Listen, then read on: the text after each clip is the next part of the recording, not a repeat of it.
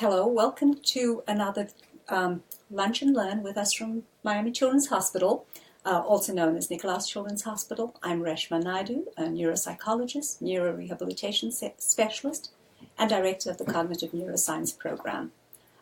We are focusing on brain wellness, and today we are going to help you learn to transition back to school after summer. Hola, gracias por estar con nosotros hoy. Yo soy la doctora Rivero Conil, aquí con Reshma Naidu, y lo que estamos hoy es ofreciendo recomendaciones para aliviar la ansiedad al niño durante esta transición al regreso a la escuela. One of the biggest challenges facing everyone when you're going back to school is that as summer draws to a close, parents are very concerned about how do we help our child have a successful year and help our children reintegrate into the school environment. So today, one of the things that I'd like to talk to you about is how do we help them do this gradually?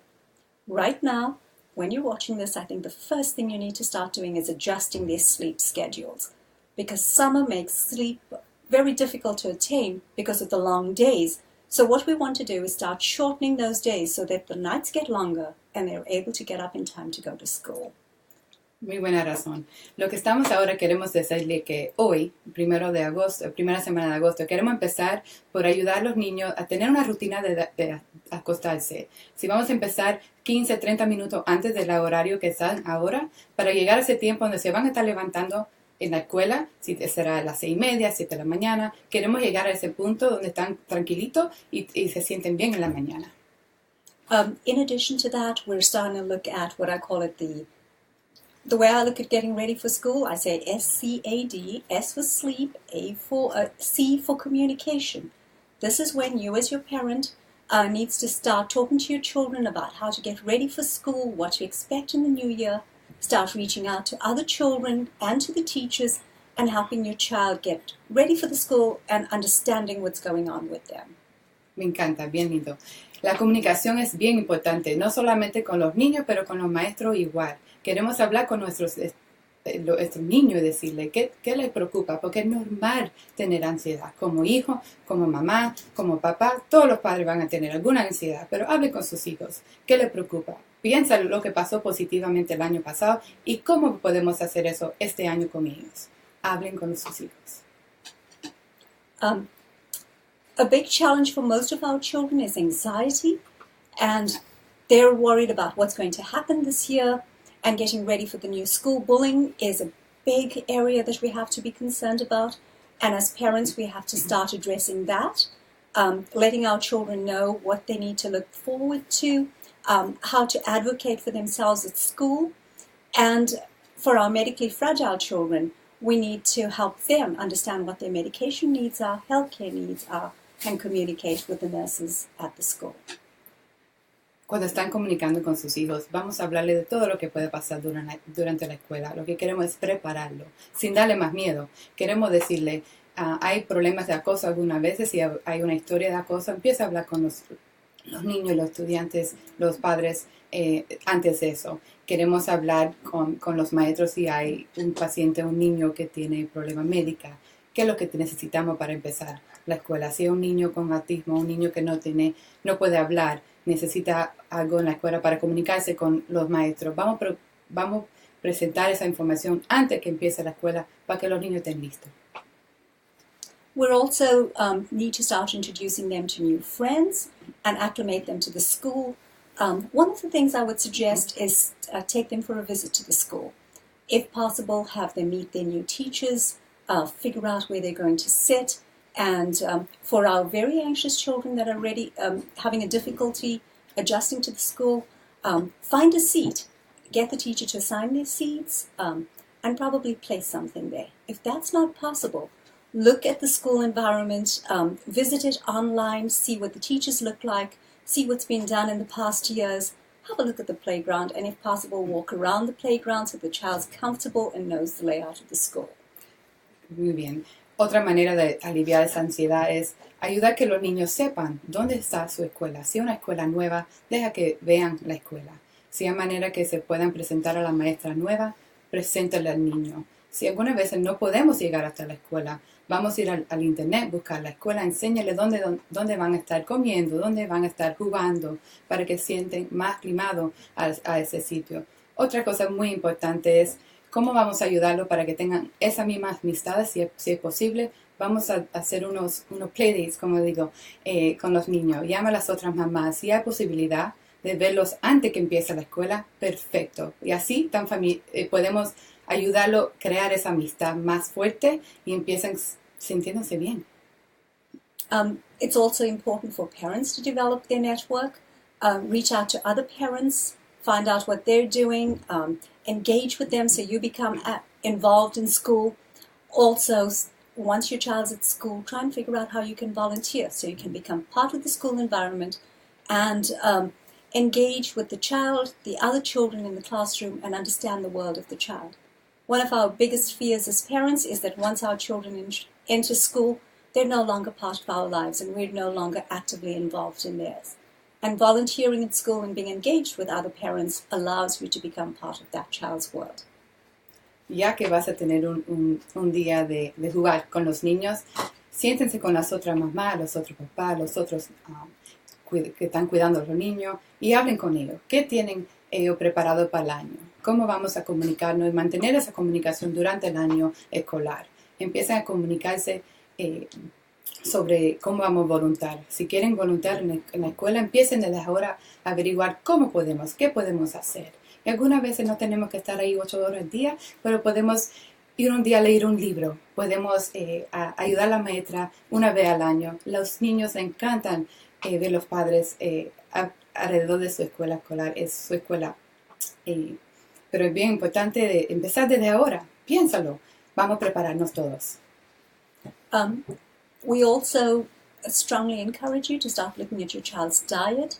Summer is a time when we feed our children just whatever they want to. We have not poor, I'd like to go back on that and say less structured eating times. The school day is very structured. You have specific times when they can have lunch and snacks. This is when you start normalizing that and you start helping them develop a ritual of having breakfast every morning, a mid-morning snack and lunch times, if possible. Try and learn what the times of lunch and snack times are at school so your child would be prepared for it. And in terms of the types of food that you're going to give your child, always make sure it's nutrient-rich, a well-balanced diet, decrease caffeine, decrease sugar. This is when you start putting away those candy bars and the ice creams and put them back and save them for next summer.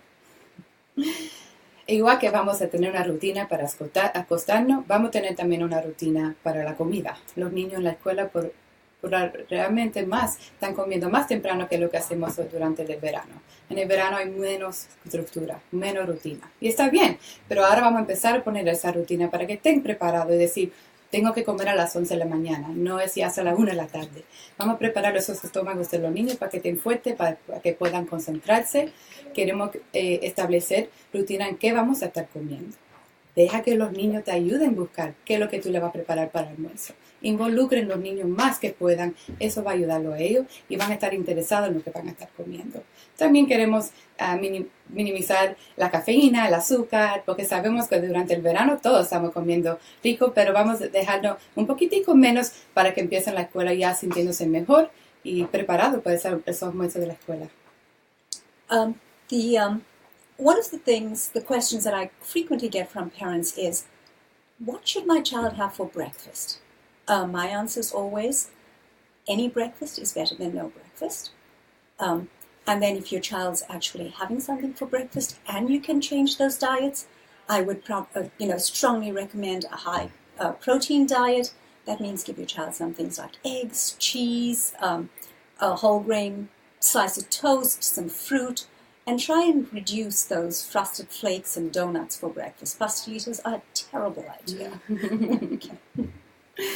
Muchas veces nos preguntan, ¿pero qué le debe desayunar a mis hijos? Bueno, vamos a darle más proteína, vamos a darle huevo, fruta, menos azúcar. Queremos darle más energía para los niños.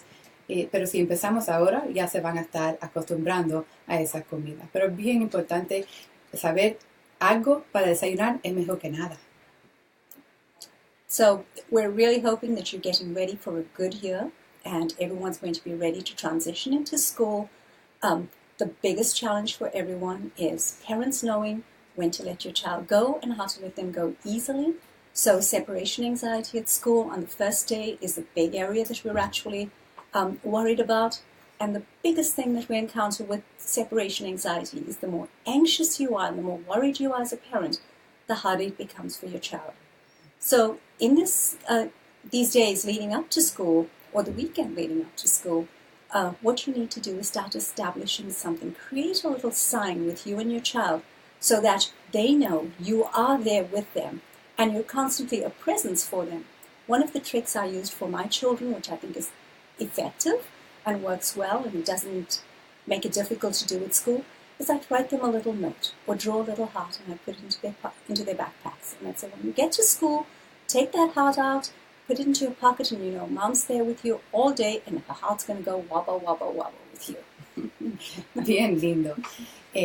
La doctora Naidu también está comentando, muchas veces tenemos ansiedad no solamente como los padres, pero también los niños van a tener ansiedad de separarnos. Hemos tenido más tiempo durante el verano de tener juntos y ahora van a crear una ansiedad de separación. So, ¿qué vamos a hacer juntos con los niños? Vamos a empezar a prepararnos y decir, ¿qué vamos a hacer creativamente para que ellos sepan que ellos todavía estamos con ellos, a los que están ahí, pero que van a estar bien? Algo que la doctora Neiru hizo con sus hijos, ponerle un corazoncito en su maleta y ellos sabían que ella estaba ahí con ellos, su corazoncito. Algo que hago con mi hija es, le dejo una oración que digo, estoy tan feliz contigo, te quiero mucho, cosita diferente, y a ella le encanta ver esa notita cuando va al almuerzo. Queremos dejarles saber que todo va a estar bien. Y lo más importante de uno como mamá, yo sé, me ayudó a mí saber que ya a los 10 y 15 minutos que yo me iba, la niña estaba bien, el niño está bien. Pero lo más que nos quedamos ahí, lo más tiempo que se van a estar ahí ansiosos. We also want our children to start looking forward to school and enjoying going to school. So a good thing to start packing is a special treat for your child. And if you want to make this special, then you're restricted to what they're going to eat at school. So this treat would be something they can only get at snack time at school. Don't give it to them at home. Don't give it to them at any place else, because then they know when they go to school they have this special something to look forward to. Para añadir, en vez de, no solamente se le puede dar una notita, pero se le puede dar un caramelito o algo que le gusta de comer para un snack. ¿Qué merienda van a poder comer? Pero esa merienda lo queremos dejar para la escuela solamente. No se le va a dar en la casa, no se le va a dar los fines de semana. Es solamente porque ellos pudieron ir a la escuela y quedarse tranquilitos y se lo vamos a dar. Ahora, no quiere decir que si tienen un poquito de ansiedad no se le va a dar la merienda. Se lo va a dar porque al final del día están yendo a la escuela. Now that we're all ready for the school year, the biggest thing that we want to remind you is it's communication, communication, communication. Talk to your child about what your child is worried about. Use a strategy where you're going to get your child to answer questions. Don't ask them open-ended things like, how was your school day? Usually you'd get, okay, that's fine, and it doesn't work. Some of the tricks that have worked well is to use the high-low strategy. Tell me the high of your day, tell me the low of your day, tell me what's worked well. What did you learn in math today would be math. So it's try and stay on top of what your child's doing. Say, well, you know, last night that problem was a bit difficult. Did you figure out how to do it? Have you learned something new today? How is things going with Sophia? Something very direct so that your child would have a line of communication with you. Also, reach out to the teacher frequently. I'd say at least once a week in some way. Check in with your teacher to make sure that your child's doing well. Don't overwhelm the teacher because the teacher's got 30 other children in the class or more. And also talk to other children. Talk to your child's friends. So you always know what's going on in your child's world. Ya que están todos preparados para llevar a nuestros niños a la escuela, lo importante va a ser comunicar. Vamos a comunicar con los niños. No solamente cómo te fue el día, porque usualmente te van a decir, bien, más o menos. Te queremos decir, ¿qué comiste? ¿Con quién comiste? ¿Con quién jugaste? ¿Qué aprendiste nuevo? que fue algo que la doctora Naidu comentó, es cuál fue lo mejor que te pasó, lo más lindo que te pasó hoy y que no te gustó mucho. Vamos a hablar y dejarlo que comuniquen. La comunicación va a ser bien importante, no solamente con los niños, pero con los maestros también. Queremos saber si hay algo que podemos ayudar a nuestros niños. Esa comunicación es bien importante del primer día. We also know that there are special populations that have significant challenges with transitioning to schools or making any types of change. These would be the populations that are dealing with medical crisis. If you've had some sort of medical procedure like a heart disease, epilepsy, brain injury, or if you're on the autism spectrum, these are very challenging times for you, and we will post some additional resources for you at the end of this. Sí. Estas son cosas que no solamente sabemos provoca ansiedad para los padres, pero sabemos que hay poblaciones especiales cuando hay una crisis médica, niños que están en el espectro autismo, niños que tienen más, les cuesta un poquito más para ese cambio, para regresar a la escuela. Nosotros queremos darles y le vamos a poner unos recursos en español y en inglés sobre en Facebook Live para que lo vean después. Pero sepan, cuando hay una duda, cuando hay una pregunta, hablen con su pediatra. Los pediatras se pueden ayudar, lo pueden ayudar igual. And if you have any questions or concerns, please contact your pediatrician. We won't be able to help you because they're close to you. Mm-hmm. And we're wishing you everything of the best for this upcoming school year. Thank you. Le deseamos lo mejor para este año, para los padres, para los abuelos y para todos los niños y maestros. Chao.